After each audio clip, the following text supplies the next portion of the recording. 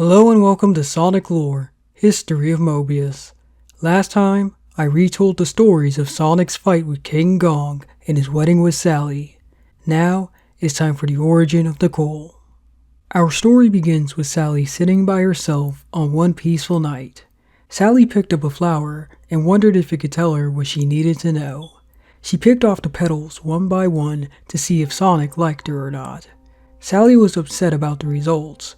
She sighed and said that things weren't complicated when she was young. Sally recollected different moments in her childhood, when she hung out with Sonic, the time she spent with her father, and the day Robotnik's coup happened. Sally cried as she wished for her troubles to disappear and see her father again. Sally forgot her worries when she suddenly saw something crash in the distance. She noticed the object landed over the hill and went to check it out. Meanwhile, Sonic and the others heard the sound of the impact and went to see what it was. The group soon met up with Sally and went to investigate the incident. Sally asked Rotor if they were heading in the right direction. Rotor said his metal detector was on the right track and alerted everyone once they arrived at the crash site. Sally took a closer look and found a mysterious glowing orb. She picked up the orb and said it was cool to the touch. Rotor said it was impossible. He then stated the orb was something he's never seen before and questioned what it was. Sally said she didn't know, but thought it could be the answer to her wishes. Later, in Knothole, Sonic asked Rotor if he had any luck with the orb. Rotor said he ran every test possible, but couldn't even scratch the surface. Suddenly, Rosie entered and called for Sally. While Sally talked to Rosie, Rotor told Sonic he wasn't sure the orb's surface was real. Sonic asked Rotor to explain what he meant. Rotor revealed to him that the orb was actually a force field meant to hide whatever was inside it. Sonic cut Rotor off when he noticed Sally had finished talking to Rosie. Sonic asked Sally about her opinion on the matter. However, he saw her run off somewhere. Sonic was about to check up on Sally, but Rosie stopped him. She told Sonic that there was a matter only Sally could deal with. Tails asked Rosie why they couldn't help. Rosie replied that there were some roads meant to be taken alone. Meanwhile, Sally hurried to see her mentor, Julela. Sally entered Julela's room and saw her bedridden mentor. Julela asked Sally to come closer so she could see her. Sally asked if she was okay, but Julela interrupted her. She told Sally that she bore the mantle of leadership with honor and grace. Julela said that while Sally might have longed for other paths, the duties of her birthright couldn't be denied. Julela reminisced about Sally's hard work during her training and studying. She then recalled one particular memory. In it, Julela told Sally to snatch an acorn out of her hand. Sally tried to grab it, but Julela quickly closed her hand. Sally asked her mentor where the acorn had gone. Julela opened her hand to reveal the acorn was still there. She told Sally that the ceremonial acorn had been a symbol of her heritage for 12 generations, and once she claimed it, she would have mastered the most important discipline of all. Sally says she remembered that day, and others like it, and that Julela never let up. Julela remarked that it was because she cared and knew that Sally had the seeds of greatness within her. Julela recalled Sally's commencement ball and the day Robotnik took over. She wanted to know how much Sally had learned since then and brought out the ceremonial acorn again for her to catch. Sally pondered for a minute, then knocked the acorn out of Julela's hand with her knee and snatched it in her hand. Julela congratulated Sally on her solution and said she was ready. She bid Sally farewell and then passed away. Later that night, Sally was sitting by herself in the great forest.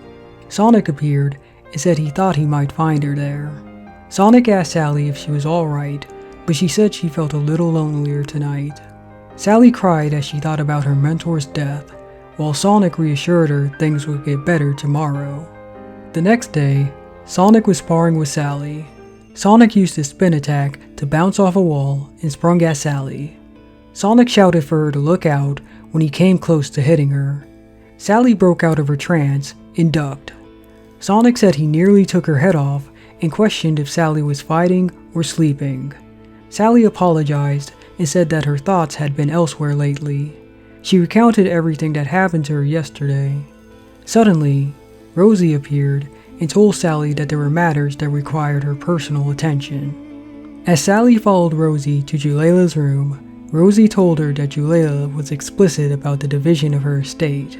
She then revealed that Julayla had left everything to Sally.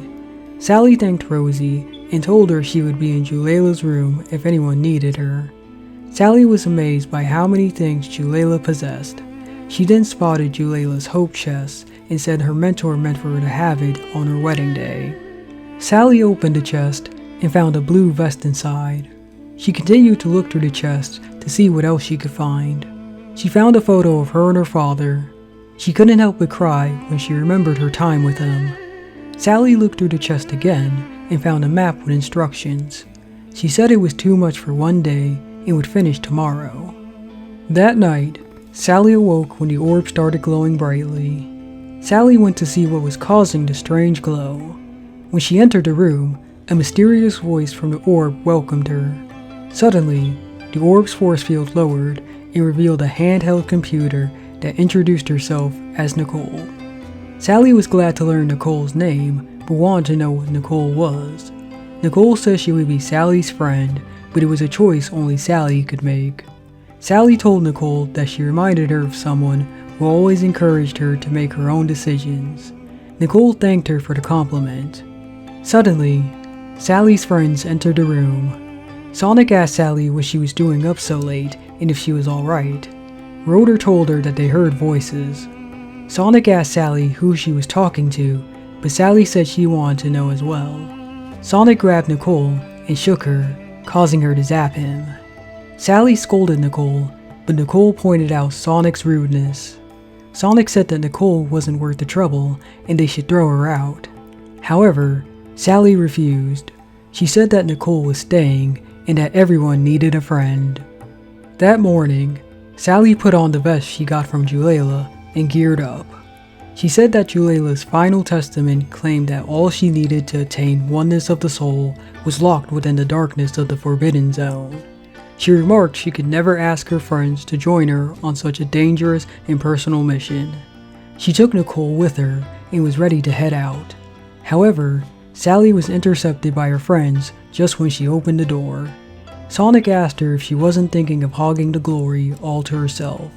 Sally said she appreciated the support, but it was a dangerous mission and she needed to do it alone.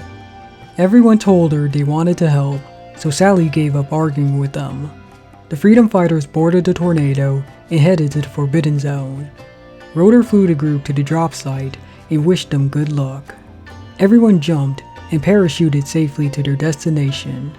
Sally told everyone to bury their chutes and to move quickly before Robotnik's border patrol spotted them. Sonic asked Sally why they should worry since he thought the SWAT bots couldn't properly hit anything. Suddenly, one of the SWAT bots spotted them and alerted the others. The SWAT bot was about to shoot at the Freedom Fighters, but Sally blinded it with a paintball. Sally blinded some of the other guards, while Sonic cut through the rest. The SWAT bots halted their attack when they saw the Freedom Fighters escape into the Forbidden Zone. The group climbed over a wall and made it to a cave. Sonic asked Sally what the plan was. Sally told him that the map led inside the cave.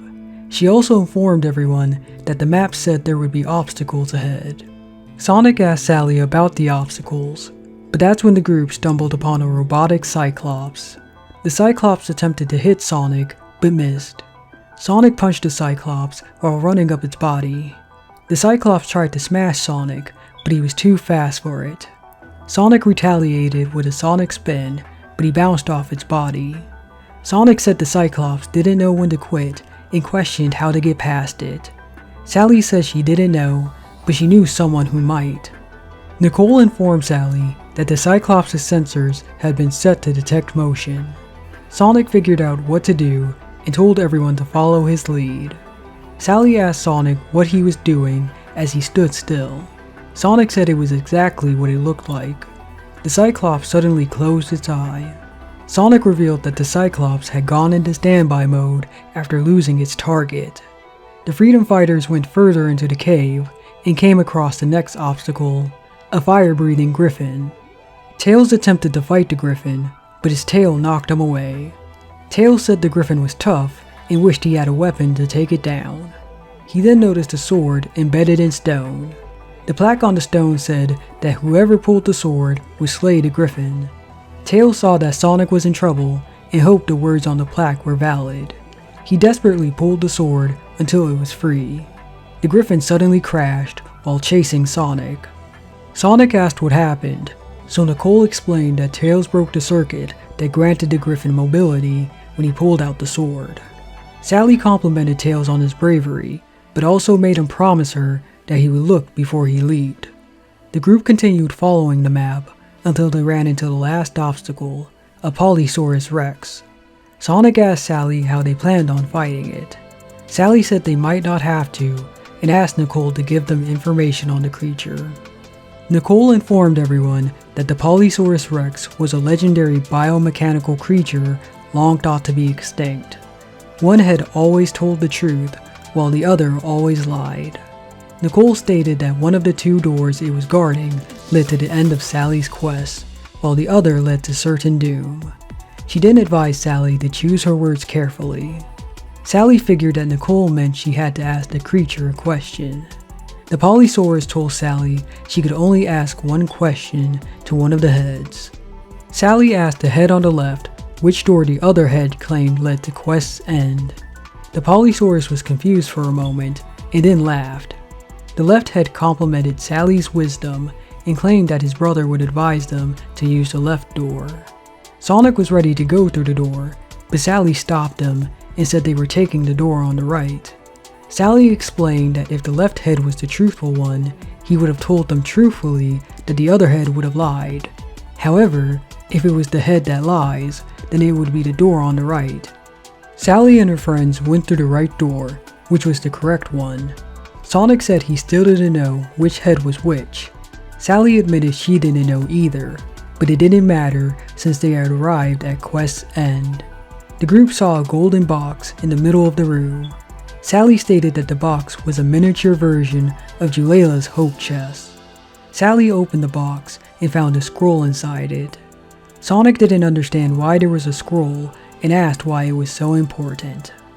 Years later, in a potential future, Sally became the Queen of Mobius and Sonic became her king.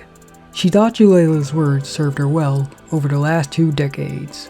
She said having faith in herself allowed the freedom fighters to win the war against Robotnik and helped her to win Sonic's heart. Sonic and Sally eventually had 2 kids named Sonia and Manic. Both children inherited their father's speed. Sonia and Manic ran around the castle until their grandfather Max caught them. Later, Sally and the others discovered who created Nicole. It turned out to be Rotor. At some point, Nicole was destroyed during the freedom fighters' last battle with Robotnik, and Rotor spent years trying to rebuild her. Sally welcomed her friend's return. However, everyone realized what needed to happen when they discovered a trans-time portal. Before they sent Nicole back in time, Rotor built a firewall into Nicole to prevent anyone from learning about the future. They then sent Nicole to the past. At that moment, Sally realized that Nicole was a gift from her future self.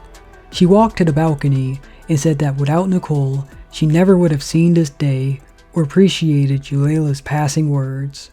The words on the scroll said, "To thine own self be true." In a separate adventure, Tails was on his way to a Sonic fan club convention. Tails was late to the convention since the path to it was too thick for him to fly through. However, he was happy that he got invited as a special guest. Suddenly, a toad leaped in front of Tails, causing him to fall into the river. Later, Tails arrived at the convention. He was excited to see so many Sonic fans.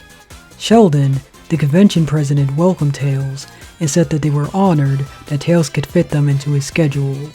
Sheldon told Tails that they tried to invite Sonic, but he had to turn them down. He then introduced their resident Sonic expert, Posse, to Tails. Posse led Tails to the podium and told him they were ready for his speech. Tails was nervous because he forgot to prepare his speech. Tails pondered what he should say, but he soon came up with an idea.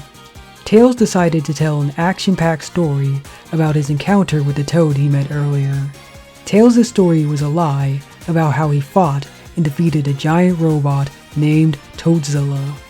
Tails bragged about how he defeated his imaginary enemy until he saw everyone gathered at the window. Tails was baffled by their reaction, so he looked outside for himself and saw Robotnik in a multi-armed mech. Robotnik threatened to roboticize all of the people at the convention. Everyone panicked, but Posse pointed out that Tails was there to save them. Tails suggested they contact Sonic, but Posse believed Tails could handle the situation after hearing his story. Robotnik was surprised to see Tails at the convention. Tails demanded for Robotnik to leave at once. Robotnik mockingly said he was positively paralyzed with fear. Tails thought he was doing well and hoped that Posse was watching him. However, Robotnik noticed Tails let his guard down and swatted him away with his mech's hands. Posse confronted Robotnik while Tails was recovering. She told the tyrant she wasn't scared of him and demanded he leave them alone. Robotnik responded by threatening to squash Posse under his mech's foot. Tails thought he couldn't beat Robotnik by using force, so he decided to use his imagination. He grabbed the mech's arms and held his tail stationary while his body rotated instead. Robotnik assumed Tails was back for more punishment and was happy to oblige. However, he saw Tails' body spinning, causing him to lose focus and make him dizzy. Robotnik couldn't operate the controls, causing his mech to fall. Robotnik swore he would return and left to take a nap. Everyone praised Tails for his heroism. Posse rewarded him with a kiss on the cheek.